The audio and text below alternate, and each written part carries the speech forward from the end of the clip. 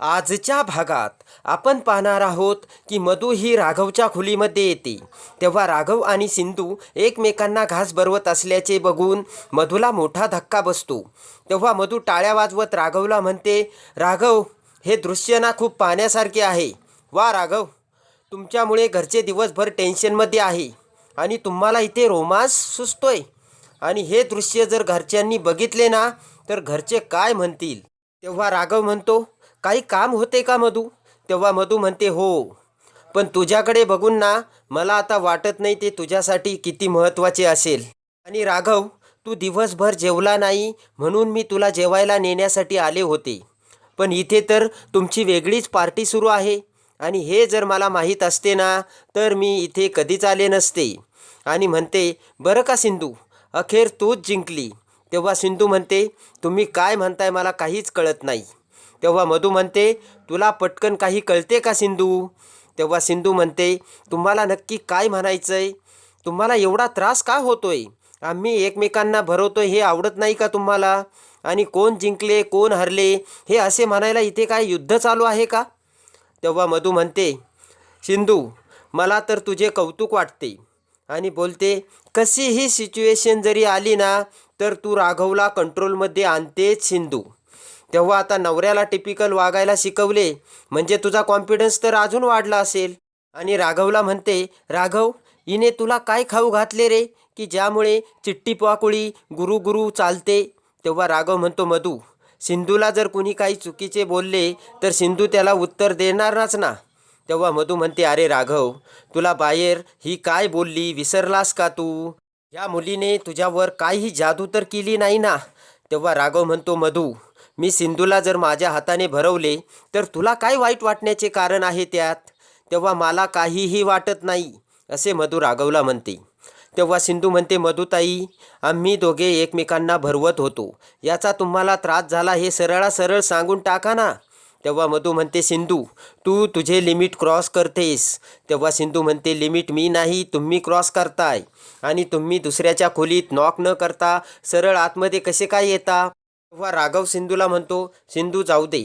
तेव्हा सिंधू म्हणते, कसे काय जाऊ देऊ? कितीही ठरवले ना मी यांच्याशी वाईट नाही वागायचे तरी या काहीतरी करतातच. तेव्हा मधू म्हणते, सिंधू, तू माझा इन्सल्ट करते आणि हे सर्व राघवमुळे होत असल्याचे सांगते. तेव्हा राघव म्हणतो, यात माझा काय संबंध? तेव्हा राघव मधूला म्हणतो, हे बघ मधू, सिंधू तुला किंवा मला काहीही बोललेली नाही.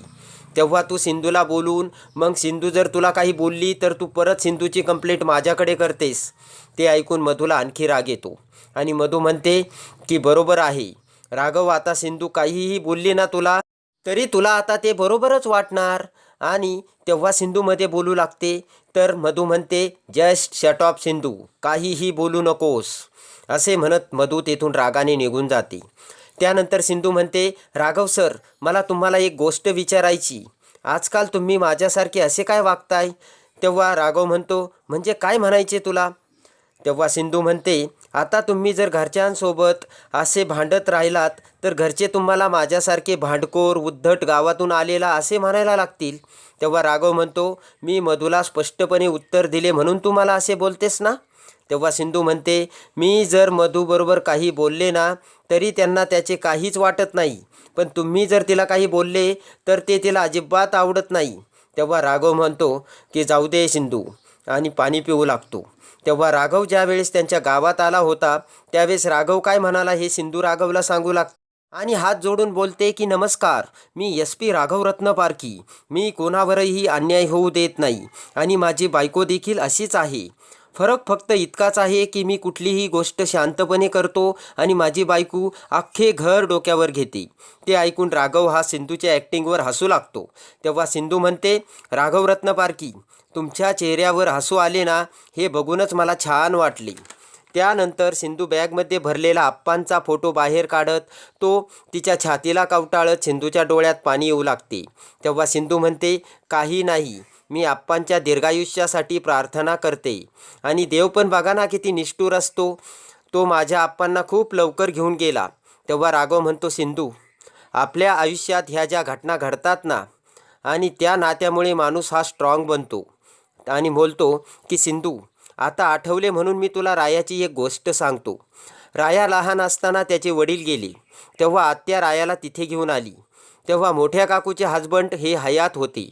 तेव्हा राया मोठ्या काकूच्या हजबंडमध्ये त्याचे वडील शोधू लागला. तेव्हा त्यांना पण मुलगा नव्हता आणि रायाला पण वडील नव्हते. तेव्हा दोघांचीही छान गट्टी जमली.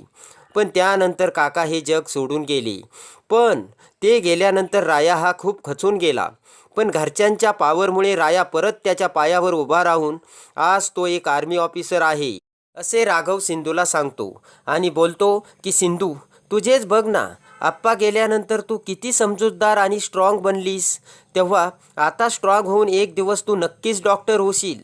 ते ऐकून सिंधू ही हसू लागते आणि हसत बॅगमधील कपडे काढू लागते. तेव्हा राघव हा सिंधूकडे येत म्हणतो की सिंधू, तू खरेच मला माफ केलेस ना. तेव्हा सिंधू म्हणते हो केले राघव सर. तेव्हा राघव म्हणतो तू जर चिडणार नसलीस तर एक मी तुला विचारू का. तेव्हा सिंधू म्हणते विचारा. तेव्हा राघव म्हणतो सिंधू, तू त्या प्रोफेसरकडे का गेली होतीस. तेव्हा सिंधू म्हणते तुमच्या घरच्यांनी माझ्यावर जे घाणेरडे आरोप लावले ना, त्यातले काहीही करण्यासाठी मी तिथे गेले नव्हते. तेव्हा राघव म्हणतो सिंधू, तुझ्यावर माझा पूर्ण विश्वास आहे.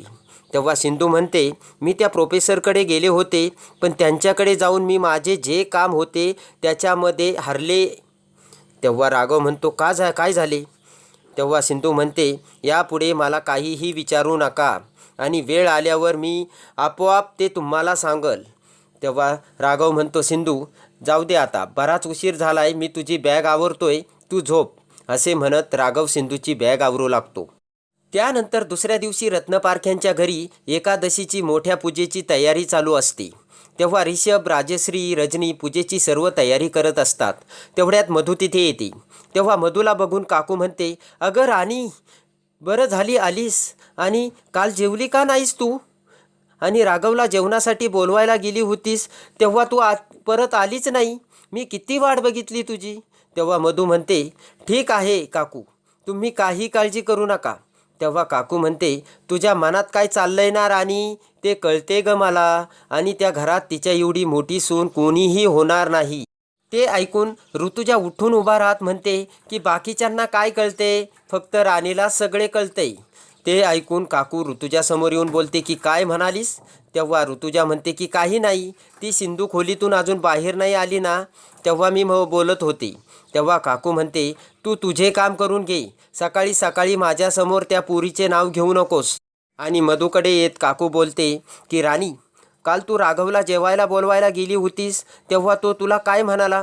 तेव्हा मधूला राघव जे काही बोलला ते सर्व आठवू लागते. तेव्हा मधू काकूला म्हणते काकू, आज दुपारी ना माझी आई येणार आहे. तेव्हा काकू म्हणते अरे वा, चांगली गोष्ट आहे. तेव्हा मधू म्हणते काकू, मी आईबरोबर काही दिवस माहेरी जाणार आहे राहायला. ते ऐकून काकूला मोठा धक्का बसतो. तेव्हा माई म्हणते राणी, माहेरी का जातेस, काही झालं का. तर ऋतुजा म्हणते राणी, तू विश्रांतीसाठी जर जात असेल ना तर नक्की जा, पण दुसऱ्या कोणामुळे जर जात असेल तर आत्ताच सांग, असे म्हणत ऋतुजा आगीत तेल ओतते. ते ऐकून काकू म्हणते राणी, तुला नक्कीच कोणीतरी काही म्हणाले, मला ते तुझ्या डोळ्यात स्पष्ट दिसू राहिले. तेव्हा सांग राणी मला काय झाले ते. तेव्हा मधू म्हणते मामी, मी काल राघवला जेवणासाठी बोलवायला गेली तेव्हा राघव सिंधू एकमेकांना जेवण भरवत होते. ते ऐकून रत्नाकर आणि काकूला मोठा धक्का बसतो. तर मधू राघव सिंधूची सर्व हकीकत काकूला सांगते आणि म्हणते की राघवला जर सिंधूला भरवायचेच होते मग आपल्यासमोर राघवने तिला उपाशी ठेवण्याचे का नाटक केले. ते ऐकून मोठ्या काकूचा मोठा भडका उडतो. तेव्हा रजनी मधूला म्हणते मधू, मला तुला एक सांगायचे. आणि म्हणते की नवरा बायको त्यांच्या रूममध्ये काय करतात ही अत्यंत खाजगी गोष्ट असते, हे तुला कळायला पाहिजे होते. आणि म्हणूनच तू रूममध्ये जाताना नॉक करून जायला पाहिजे होते आणि तू त्यांचे बोलणे चोरून का ऐकत होतीस, असा प्रश्न रजनी मधूला करते. तेव्हा रेश्मा म्हणते अहो आत्या, मधूचे ना राघव भाऊजींच्या छोट्या छोट्या गोष्टींवर खूप लक्ष असते बरं का. तेव्हा राजश्री मधूला म्हणते नवरा बायकोच्या रूममध्ये विचारून जायची एवढी साधी गोष्ट कळत नाही का तुला. तेव्हा मधू म्हणते मी काकूच्या सांगण्यावरून राघवला जेवायला बोलवायला गेले होते. तेव्हा राजश्री म्हणते अगं राघवला जर त्याची चूक कळून त्याने बायकोला भरवले तर तुला का एवढा त्रास होतोय आणि तुझा का जळफळाट होतोय. तेव्हा काकू म्हणते तिचा कशाला जळफळाट होईल, तिला तिचे काही कामे कमी आहेत का.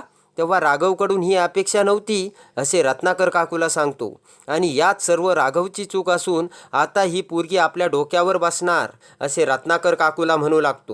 तेव्हा रिषभ रत्नाकरला म्हणतो की काका, यात राघव दादांची काहीही चूक नाही आहे आणि तुमच्या त्याच्याकडून नेमक्या काय अपेक्षा आहेत? काय करायला पाहिजे होते त्याने सिंधूला 2 दिवस उपाशी ठेवायचे होते का आणखी मारायचे होते? सांगा ना काका. आणि हेच तुमचे संस्कार आहेत का असे रिषभ रत्नाकरला म्हणतो. तेव्हा काकू म्हणते, अरे रिषभ, तू काय बोलतोयस? तू कधी स्वतःसाठी आणि बायकोसाठी गिळायला 2 पैसे तरी या घरात देतोस का? त्यानंतर राघव आणि सिंधू ट्रिपला जाण्याचे ठरवतात. तेव्हा मोठी काकू त्यात आडकाठी घालू लागते. तेव्हा सिंधू म्हणते, काकू, नवरा बायको कधी एकत्र ट्रिपला जात नाही का? पण तुम्हाला ते कसे माहीत असणार? कारण तुम्ही तुमच्या नवऱ्याबरोबर कधी ट्रिपला गेलाच नसणार. कारण मला तुम्ही नेहमी बाबांसोबतच बाहेर जाताना दिसतायत. ते ऐकून मोठी काकू आणि रत्नाकरच्या पायाखालची जमीन सरकते आणि काकू सिंधूला मोठ्याने सिंधू असे ओरडते. तर आता सिंधूने मोठी काकू रत्नाकरचे भयानक सत्य समोर आणले आहे आणि मोठी काकू रत्नाकरचा माज उतरवला आहे.